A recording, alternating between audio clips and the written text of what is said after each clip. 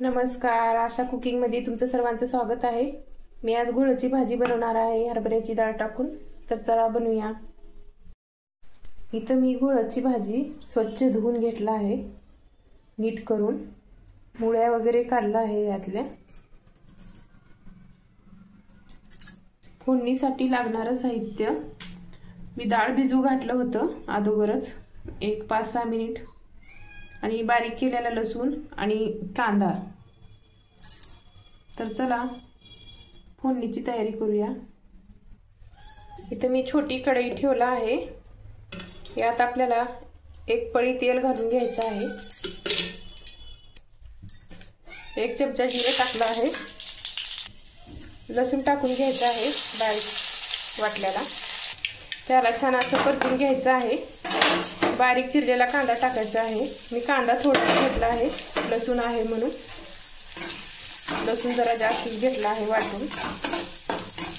परतून घ्यायचा आहे 2 ते 3 मिनिट कांदा पण छान असं लाल झाला आहे कांदा पण।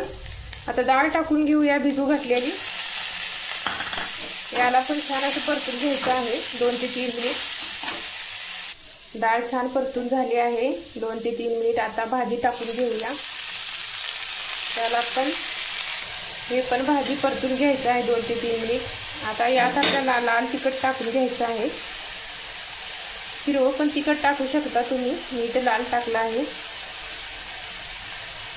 1.5 चमचा तिखटानुसार टाकू शकता, चवीपुरतं मीठ टाकायचं आहे। छान असं हलवून घ्यायचं आहे याला पण मिक्स करून।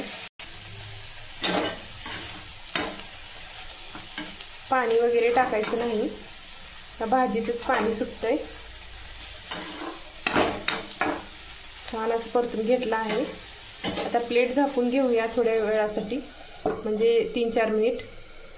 बघा प्लेट काढून घेतला आहे, भाजी छान शिजत आली आहे। आता बघा भाकरी सोबत खूप छान लागते ही भाजी, आणि ही भाजी तयार आहे आता चपाती सोबत, भाकरी सोबत।